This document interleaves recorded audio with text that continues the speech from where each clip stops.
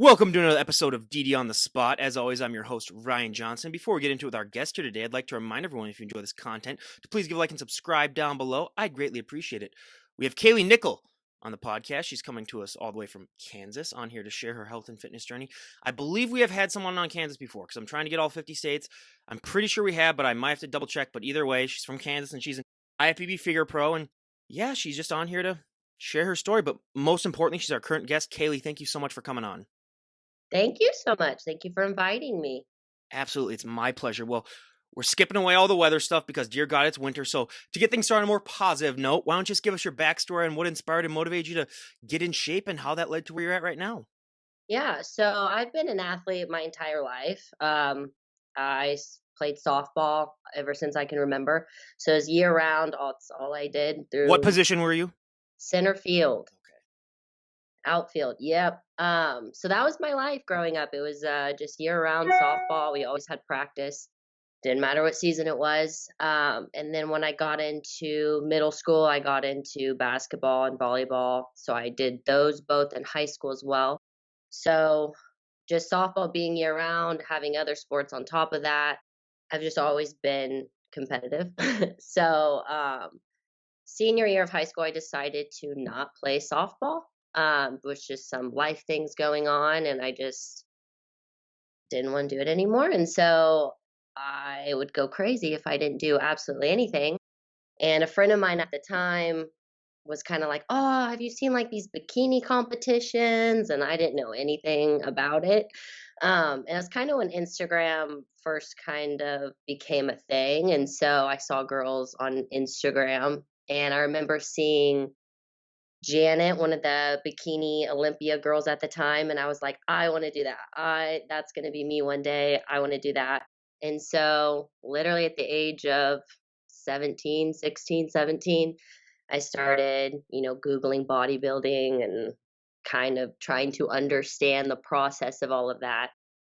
Which unfortunately kind of was an unhealthy thing for me at the time. So I actually struggled with an eating disorder for about 8 years of my life. Probably the lowest point that I had, but I still had this like competitive passion for, to be in shape and to look the best that I could. And so, was it the smartest thing to get into at the time? Probably not. um, but it got me to where I'm today. So I'm very grateful for that. But I was definitely one of the only high schoolers that I could remember at the time, other than a couple other guys that I knew that even knew what bodybuilding was. And so a lot of my friends in high school were like, "That's gross. Like, you don't want to look like that. You don't want to do that." But I always just thought it was the coolest thing ever. And so I did. I did my first show, age of, I think I was 17 or 18. I had just graduated high school, and I did bikini, and I placed really well. I was one of the youngest people there. And so I think at like that point, I was just like, I love this actually. This is really for me for just being competitive. And it's kind of, I don't know. I think it kind of carries into other aspects of your life as well. But I've learned so much about health and how to be more balanced now and to how to do it the right way. But there's definitely a lot of trial and error there in the beginning. But What was that like prepping in high school for your first show? um, it wasn't the best support, I will say. Teachers thought I was crazy. My friends thought I was crazy. Um, yeah, but I had it in my head that I was going to do it, and I paid for it all on my own, being in high school. So, um, did not have the best coach, didn't have the best prep experience, but I don't know. You just find out so much about yourself, especially being that young. You kind of just, you know, kind of matures you in some ways where you're kind of like, okay, I got a lot of room to grow and work here. But I mean, that is yeah. a special kind of person to do that your senior year. Like, I can't imagine doing a bodybuilding prep my senior year of high school. So hey, that is really, I don't even know what to say, really, honestly, about that. But I guess you'd be that girl where it's like, oh yeah, Kaylee's got to go and do her, workout now, and she's got to eat her food. So, what did you bring your food into like the lunchroom, or how did that all work? Yeah, so actually, a lot. I would have to go eat in like in the bathroom sometimes because certain teachers wouldn't let you just eat in the middle of class. So there was times where I'd just be eating rice cakes in the bathroom or passing periods. You're trying to like, yeah, I got the weirdest looks. I mean, I was kind of just to myself my senior year. I had a couple good friends, but for the most part, I just kind of did my own thing. And you kind of have to if that's the lifestyle that you're choosing. But yeah, That is incredible. Again, yeah, I to go through all that, I just that's amazing. And I always love to talk genetics on this podcast because everybody has those body parts that really take off and those body parts that drag behind. If I were to train just as hard as someone else, I'm not going to end up looking just like them. But when you were getting started, what was one body part that really, really took off for you? And what's been one body part that you've just had to drag behind? I'll say it's been the same body parts that I still struggle with today. Um, I feel like this could just be my, perspective of it, but a lot of females, their lower body just naturally grows, and then they have to kind of more effort for their upper body. I've always been the complete opposite, and I don't know if it's just from playing softball and volleyball my whole life, but I've always been upper body dominant. It's something that's grown really easily for me. My lower body is what I struggle with the most, and so when I first started working out, like my shoulders and my arms were the first thing that I was like, "Oh my god, like I can see definition." I had zero hamstring definition for as long as I could remember. That was definitely the one thing that I was like, "How do people have just such nice hamstrings?" Like, I just mine don't look like that. So, I think genetically, hamstrings. So, we're still nailing those today and trying to get those to pop, but yeah. So you got that gym bro physique, basically. Yep.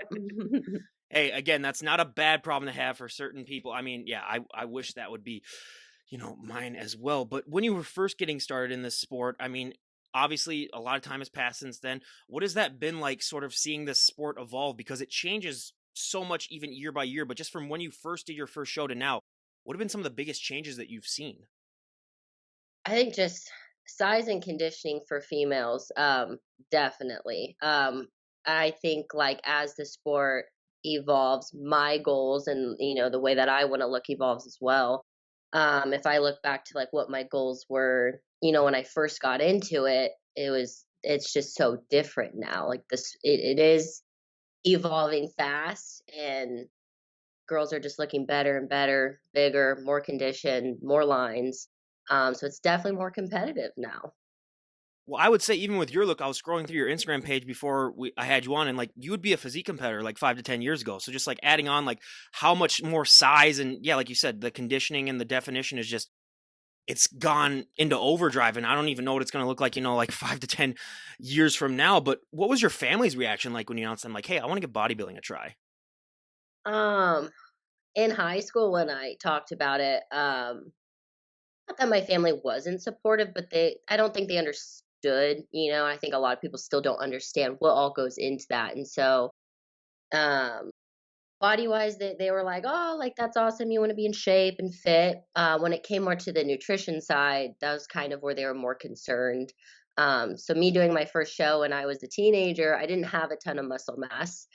So when I was cutting and I wasn't, having family dinners, I wasn't, engaging in any of that. Um, and with my past of having an eating disorder, I think they were just very concerned, like, "You're losing a lot of weight, are you doing okay?"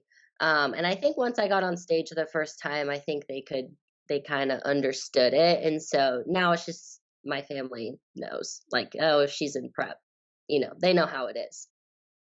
It was hard because I would try to explain to them, and they're like, "Oh, well, I'm sure you can just have this instead, for dinner." And I'm like, "No, like it has to be this." And I think it took a few months, and then as I've now done it a few times, they get the hang of it. But in the beginning, yeah, very confused.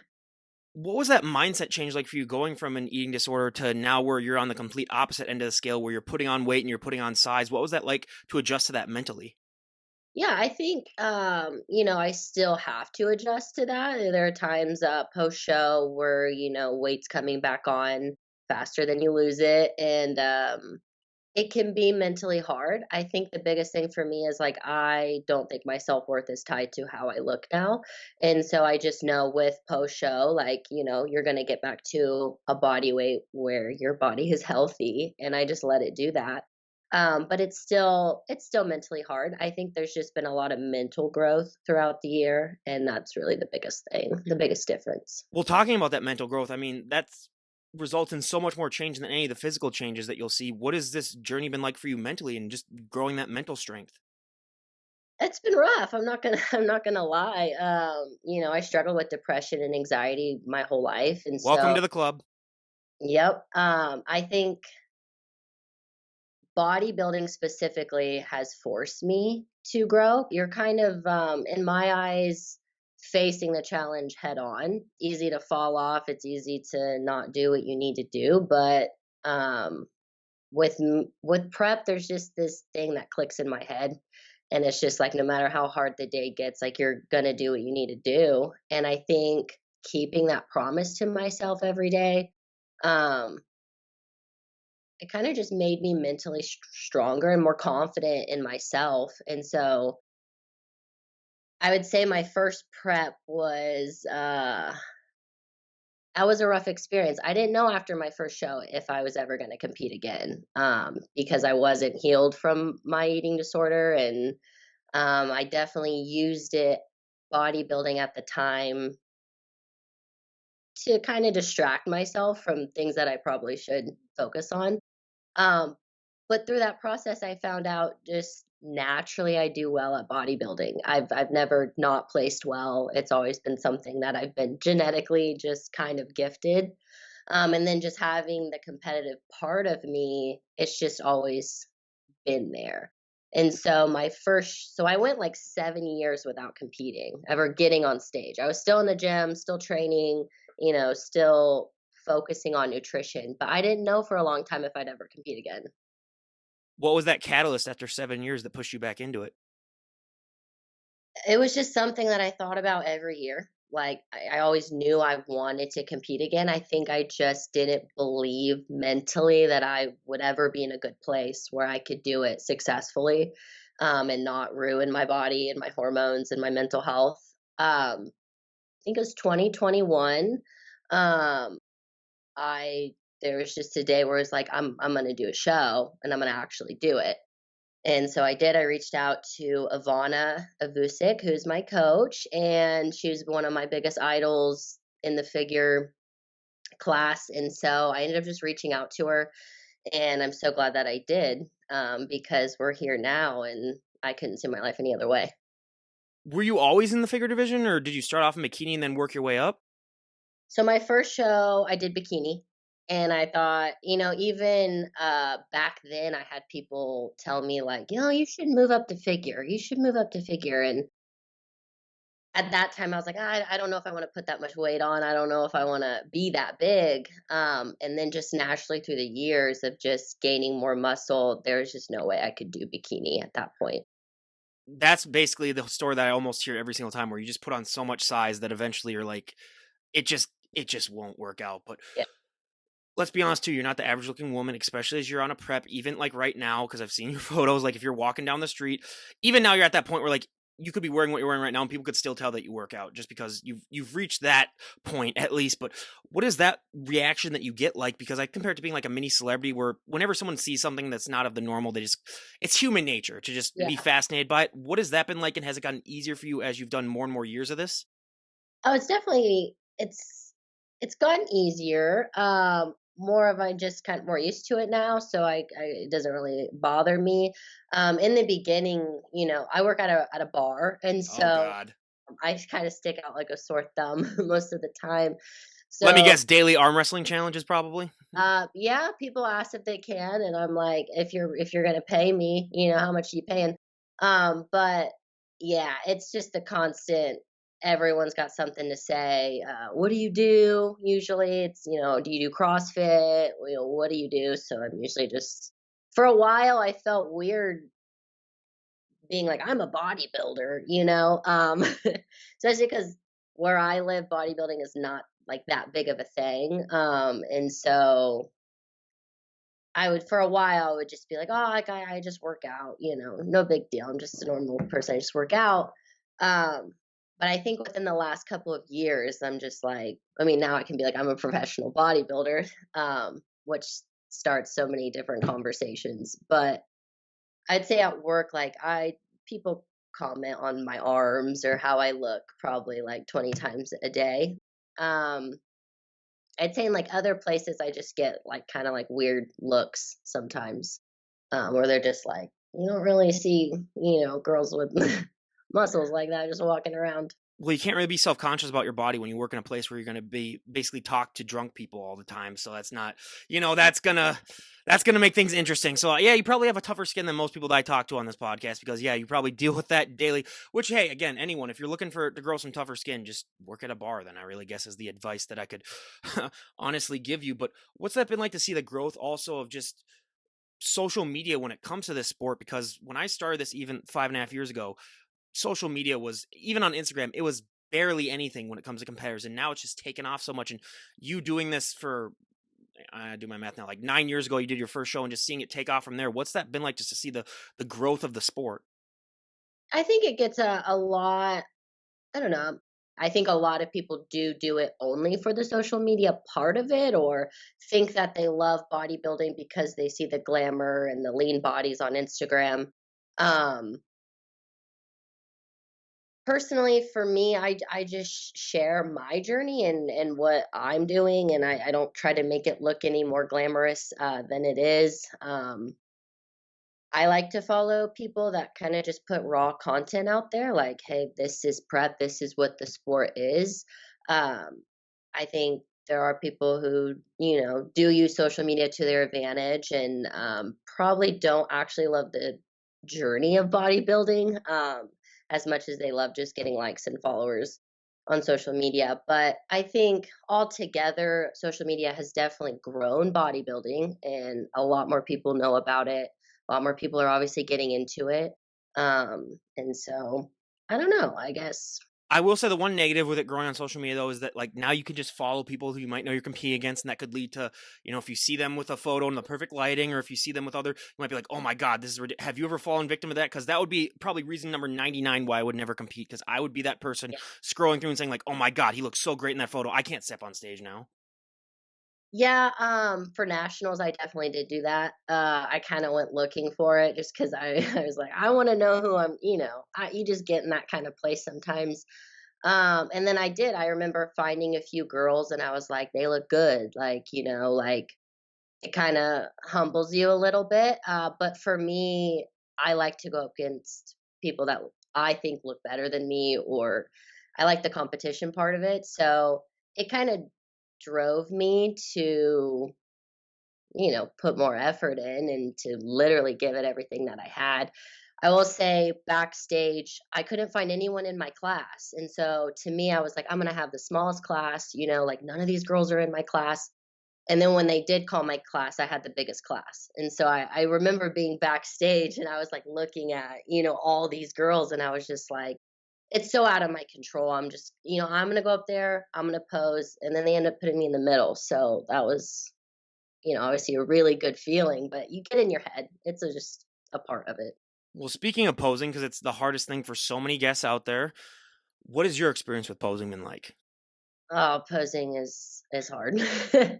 I thought I knew what I was doing for the longest time, and then obviously posing evolves too. Like and then you have different people telling you different things. I think the biggest thing is just finding what looks the best on your body and kind of making that pose your own, even if it looks a little bit different than the person next to you. But And out of the poses that you do, what is your favorite pose and what is your least favorite? And I know for figure your poses are limited, so I say that with a grain of salt. um my least favorite is definitely the back pose. Just my it's just a hard pose for me to do. I'm still working on it. I'm still trying to figure out how to do that correctly. And then just getting like your hamstrings to be flexing and with your back flexing and just to have it. Oh, it's so hard. I definitely get irritated sometimes when I practice posing, and then I'm just like, I need to take a break because I, you know, Favorite pose, probably be like a front pose or kind of like the little power pose that I do. Um, but yeah, we don't have a ton of room there when it comes to posing. So I've always thought, like, let them do the physique poses if they want to, like, even in a special round or something like that. Like, let them do something to mix yeah, things up a little bit more. But whenever I talk to a figure competitor, I always got to ask. I've been told, and I even filmed a funny video where it was me attempting to learn how to flare my lats because it's something that I think it's like riding a bicycle where once you learn it, it's hard to unlearn it, but like it takes a while to learn it. What was that experience like? Were you one of those people that I hate more than life itself who like knew it really quickly, or I've talked to some people where it's taken them years to learn that? yeah. I just knew how to do it. I remember even like back in high school, I would work out with a friend of mine, and I don't know, like I could just do it, and I would try to explain to her, and I was just like, it just does it. So I was gifted, I guess, when it comes to that. Enjoy it, I guess. I mean, some people are more blessed than others when it comes to certain areas, but hey, that's just the way life is. And I mean, you're a figure pro. What was that like when you were on stage and they called your name and you realized, oh my god, I'm a pro now? Um, if I'll be completely honest, so I got second in my class. I was pissed. I get You just grab the card. Thank you. I appreciate it. yeah, when they called me for second, my first instinct was like, "Are you kidding?" Like I came to win. I'm not trying to get second place. I Crying think tears of sadness as you hold your pro card or as you hold your thing. Yeah, I think walking off stage was when it hit me because, there was girls, crying backstage. I heard so many girls say it's taken me so many years to get this, and then girls who are crying because they're so close to getting it. And then it was kind of like I had to take a step back and be like, this is your first national show, your first try. You literally got your pro card. And so from then on, I was so grateful. I was so happy. But the first when it first happened, I was just pissed from the start, but So what's that mindset shift like when you go from the amateur to pro? Because you go from being a big fish in a little pond to a little fish in a big pond, and people think they've trained hard when they just are as an amateur, but when you're a pro, it's a whole different level. What was that mindset shift like for you? um, I think it took me a little while for it to kinda kick in. Really nothing changes. I think, a lot of people are like, "Oh, I'm pro," and just, like, everything's different, but you go home and you do the same stuff you were doing before. It's just now you're at the bottom, and which is where I love to be. I don't know. Like I'm a very, very competitive person and a perfectionist. And so um I've always looked at the top athletes and have compared myself to an extent like to those girls. And so like regional shows and all of that and the NPC is like it's exciting, but I knew I was always going to do well. And so now being a pro and stepping on a pro stage where everybody looks phenomenal, everyone's been doing this for years. Um, I feel like this is more where I belong. Oh my god, a bodybuilder who's a perfectionist? I've never heard that one before. Right? Good God. No, but thank God, at least you're not one of those people because I've talked to some of them where, like, once I turn a pro, the workouts just get a little bit longer, the cardio gets a little bit longer, and then we crank things up a notch. And it's like, so you're telling me you weren't working that hard then when you were an amateur then? Because, like, if you're telling me that you had more in the tank, then it's like, but I get what they're saying, but it's like, I wouldn't really word it like that. So I'm glad you said that because I've sometimes I'm talking to people, I can't roll my eyes in front of them, but in my mind, I'm rolling my eyes. I was like, okay, come on. Like, seriously? So. What I will say is like now being a pro is most pros are doing what they need to be doing all the time. And so if you're, falling off track or you're not being consistent with the things you can't You're just really more straight laced where it's like, yeah, we're not gonna mess up maybe like I might have done once or twice when I was an amateur. yeah, you kind of have to be on your shit all the time. And is that harder? Is that hard for you to be on it all the time as opposed to maybe where you could maybe allow yourself just a little bit of temptation when you were an amateur? um yeah, so I'm an all or nothing person. It's just Yeah. like a personality trait of mine. So like when I'm on, I'm on.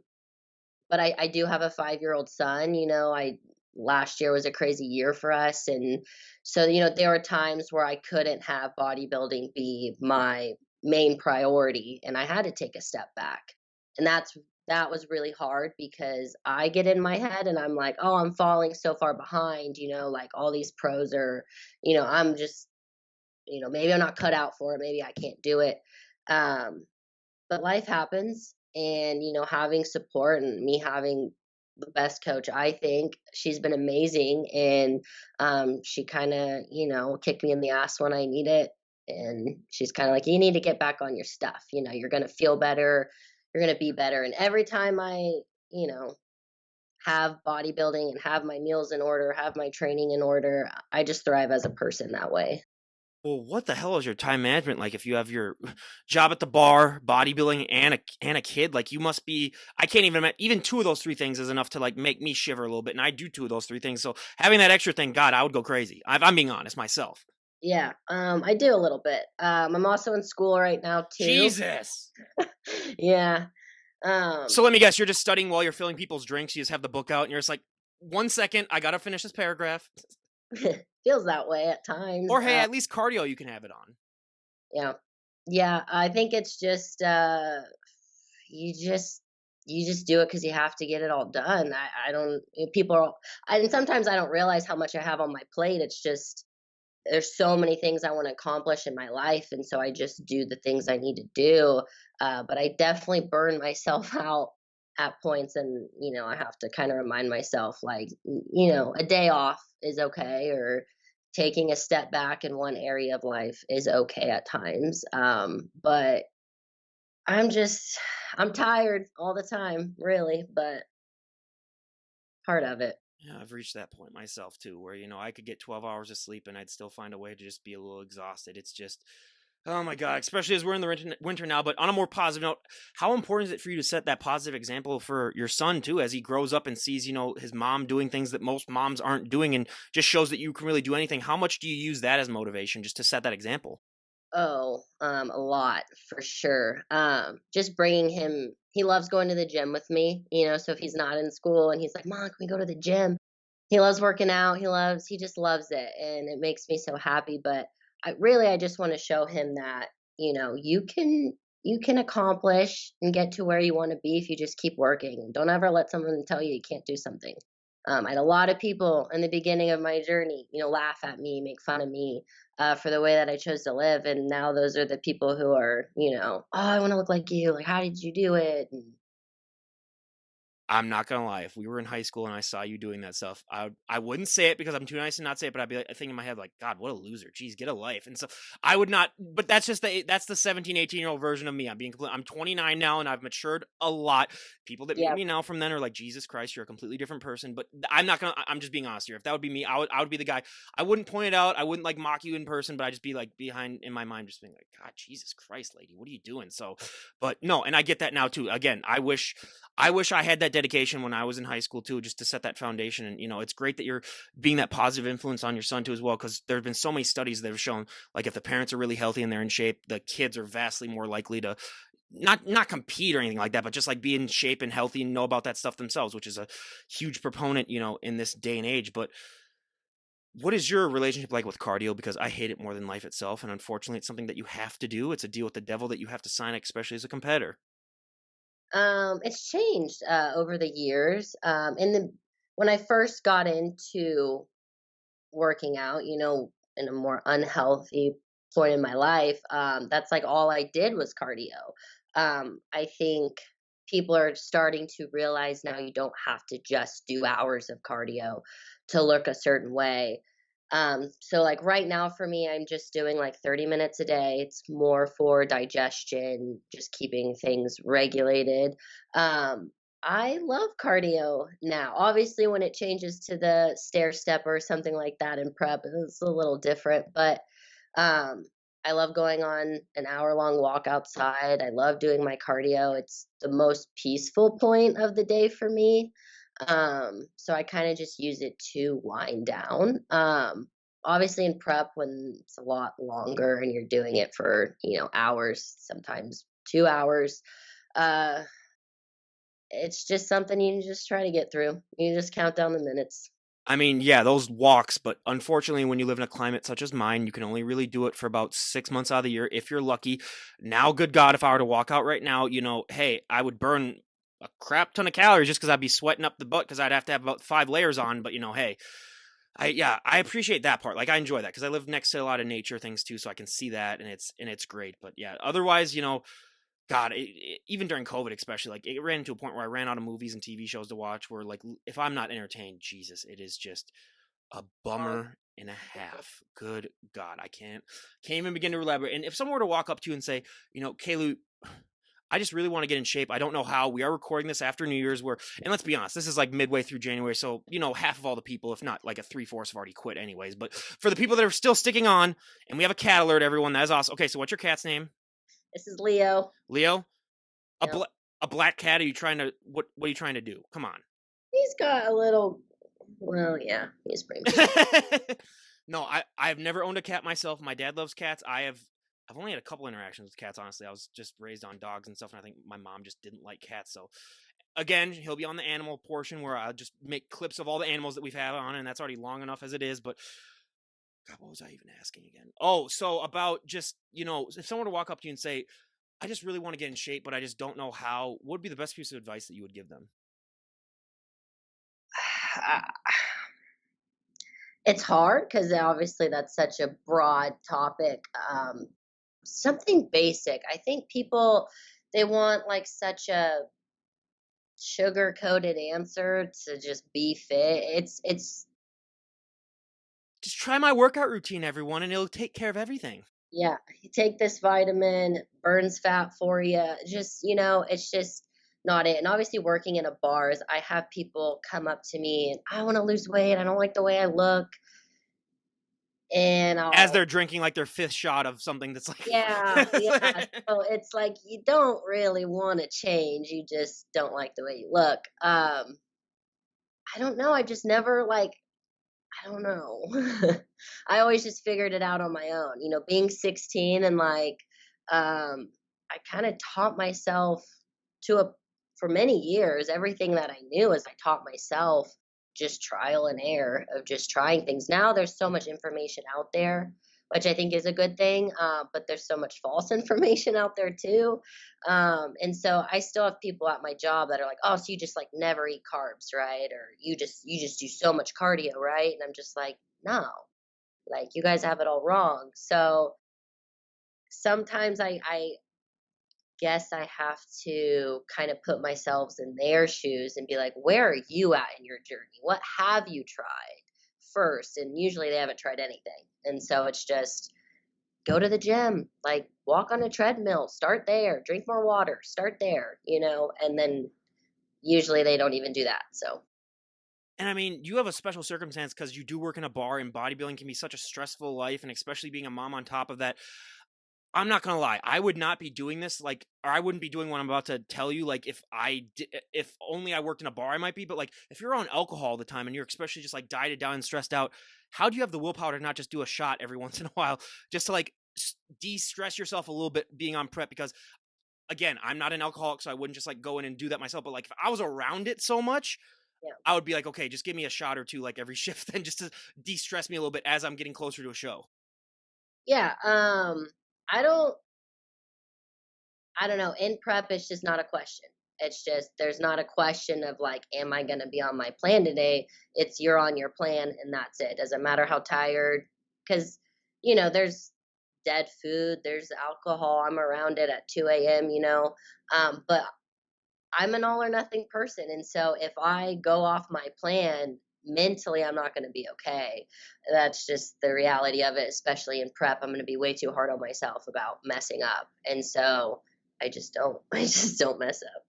I mean, I just find it so fascinating talking to people with that mindset because my early 20s, I was of the opposite mindset where I would just work out just so that I could go out and drink and eat crappy food over the weekend and then just do it all over again on repeat constantly, basically for like 2, 3 years. But yeah, it's just that willpower that differentiates bodybuilders from the general public, which is what I love to bring up because it's one of the most impressive things, honestly, to me. But we talked about this briefly a few minutes ago when you mentioned that like there's so much false information out there, and when it comes to coaching it's even worse where there's so many bad coaches, more than good coaches, I would say. And to you, Yeah, what makes a coach a good coach? Because there's so many people out there looking for coaches, and a lot of people, I mean, hundreds that I've talked to have fallen victim to that bad first coach on their first try, and then they learn eventually. But for people out there who are just looking for a coach, Obviously, your needs aren't going to be the same as just the general person, but in your personal case, what makes a coach a good coach to you?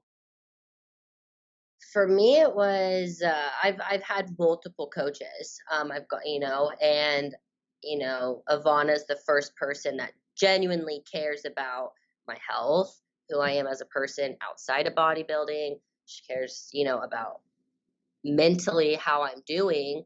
Um, I think it's just someone who cares more about the money than, or cares more about like their clients as people than just the money coming in. I think with social media is anyone can be a coach. Anyone, everyone's coaching everyone now kind of thing. Um, I'll just tell you, I've had people reach out to me for coaching. I was like, I have never competed. That's the dumbest thing ever. Now, again, I was tempted because they offered me money, and I was like, do I do that? But I just couldn't do it. But I was like, guys, follow me for literally one day, and you'll realize this is not a coach that you want to have. it's such a hard question. It is, but it's not. I think it's just finding someone that works well with you. I think everyone's going to have a different, some people are going to like certain coaches. Um, for me, the biggest difference was just like Ivana's my friend. She's my coach. She's someone that I look up to. So, I want to prove myself to her. I want to live up to the expectations that like I have for myself, that she has for me. She's a very intelligent person. She's smart. She's been there. She's done it for years. She knows what goes into it. It's just time, energy, efforts, them doing what they're supposed to be doing. Well, I would just say too, just have someone that cares too. Like you were talking about too, like so many people they don't care about, the client's health where they just care about the championships that they can post on their Instagram page and say, hey, I've won this many pro cards and I've won this many stuff. Like if you have someone that like actually cares about you too, and ask them questions too. So many people just, especially in their first coach, it's just yes sir, where it's, no matter what they tell you to do, Mhm. ask questions, ask why.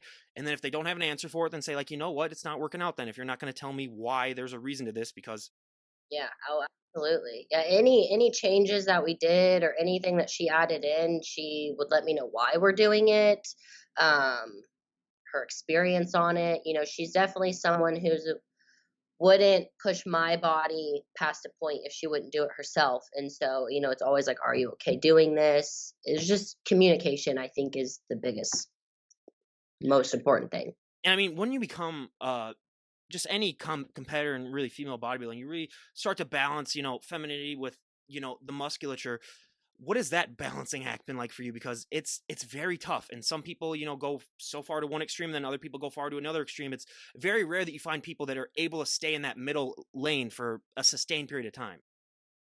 Yeah, it's hard, and I think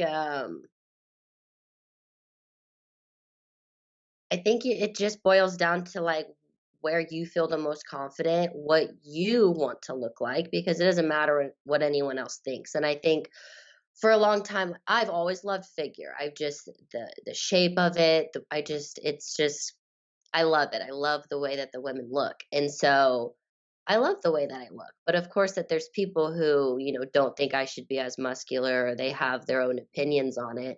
And so it's hard to hear from people. I don't think people are ever trying to be rude, but like I've had, older women be like, you look good, but just don't get any bigger. Like, and they have their opinions on it. But I think I wake up in the morning, I love the way that I look. I love how much work it takes to look this way.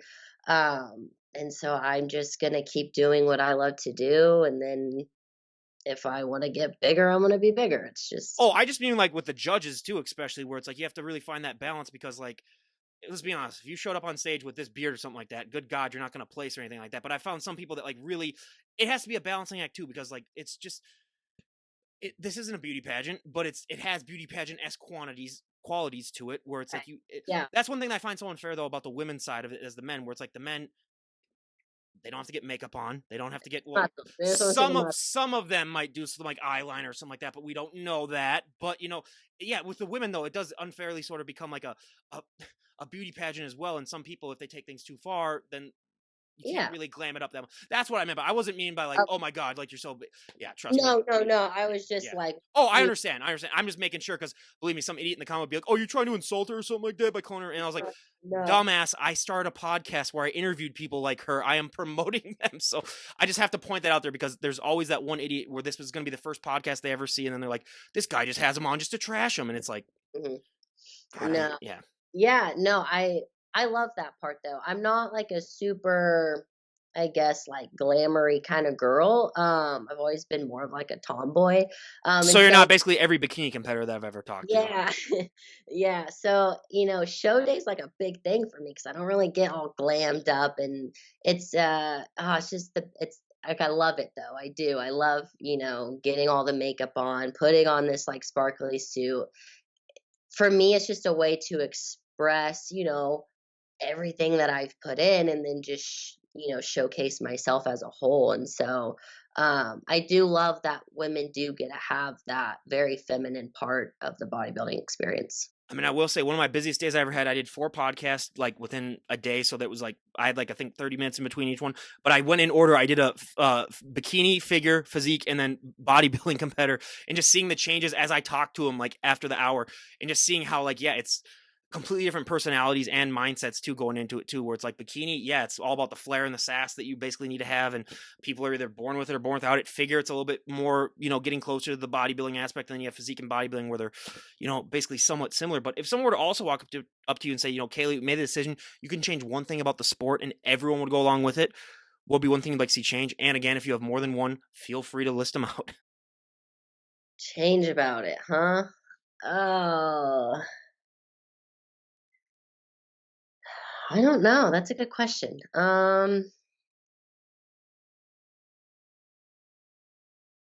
Prize money. Oh, sorry. Yeah, no, yeah, for Well, that's the sure. most obvious. So I don't really like if someone brings up, I'm like, yeah, okay, that's Yeah, Captain Obvious I here. Yeah. get the politics with it and like how that goes about. I guess I think just I don't know, more figure shows. I guess like when you turn from like amateur to pro, the amount of shows is obviously a lot less. You have a lot less shows to work with. There were shows that like I'd want to do, but they don't have the figure category. Or just like with the Arnold Classic in the past, them taking out certain categories, which I understand, but just I think I don't know, making females have the same opportunity to grow in the sport as men. Where do you think even figure is going? Because I'm not gonna lie, I'm being totally honest here. Like the last 2 years, I've been shocked with just how big figure competitors are getting. Where I've talked to some people where like I've had to double take, and you were even I'm not gonna lie, you were even one of them where I looked at some of your photos and I was like, wait, she's a figure competitor? And then just because and I've had that experience probably like 3 or 4 times where I was just like flabbergasted. I was like, wait, they're letting you compete in figure and you have like you have like 15-inch arms or something like that. Like what's going on here? Where it's so where do you think that future is going? Because like when I first got started, figure competitors are completely different from where they're at right now. Yeah, absolutely. Um, it's hard. I would consider myself a small figure competitor. I think I have a lot of room to grow before I would ever, not fit in a category. But I see it a lot of, higher placing figure girls and, their borderline physique. But the judges are placing them. So it's just kind of what it line, kind of comes down to is, are you willing to push yourself to where the judges are placing these women? And so, yes or no? It's yeah, it's just a part of the whole mindset that you really need to have to compete. And yeah, I mean, I'm just fascinated myself. And obviously I didn't mean that like you're like huge, like you should be a physique competitor, but I'm just going on it like when I first started and I was like, if I were to see you 5 years ago, I'd be like, okay, physique competitor, I would bet my life savings on it. But now with everything changing, and it has been fascinating to see it change over time. And I'd love to have you back on in a year just to give us an update on what you've been up to and see what you have been doing. Where would you like to be at a year from today? Uh, well, hopefully I will have been to the Olympia already, but that's always the goal. I do have my first pro show in July, and so we're going to win. Chicago? Chicago Pro. Yep. I might be there. I'll have to let you know in advance. It is like a 6-hour drive for me, but I was gonna go last year, but I had some family issues pop up at the last second. But I might be going this year, so I'll let you know if I'm going. Okay. If you're there, then yeah, for sure. I'll see you there. But hopefully, I'm only we only go to win. So When are you starting your prep? probably the start of March, I would say, around there. Yeah. So coming up. This is a devil's advocate question. If there was one cheat meal that you could turn into a healthy food that you could eat all the time, what would it be? The only thing I ever want, well, I guess there's two. Breakfast food, like French toast, bacon, eggs, or a burger and fries. I'm easy. I like the food I eat every day, but I do love a good greasy burger and fries. I So mean, I think it's scientifically proven that if you have bacon, eggs, and toast for breakfast, you are just granted like superhuman powers basically for the day. Like you're so well fed and all that. So I wish they could make that healthier, do something like that because yeah, that's don't even you're starting to make me drool even right now. And we're talking in the afternoon now. So thank you for that. But again, everyone, go and check out Kaylee's Instagram page. I'll leave a link down below and buy every wheel. You will get inspired to get off that couch and stop, eating all those damn Twinkies. But again, Kaylee, thank you so much for coming on and sharing your journey. I really, really appreciate it. thank you. I've had a blast talking to you. Again, this was my first podcast ever, so I just want to say thank you so much. And yeah, we'll definitely talk again. You couldn't tell, I will say that, so that's the best compliment I could really ever. No, honestly, like, you're natural at this, so, again, I really appreciate that, and this is Ryan Johnson, DD on the Spot, signing off. Have a great day, everyone.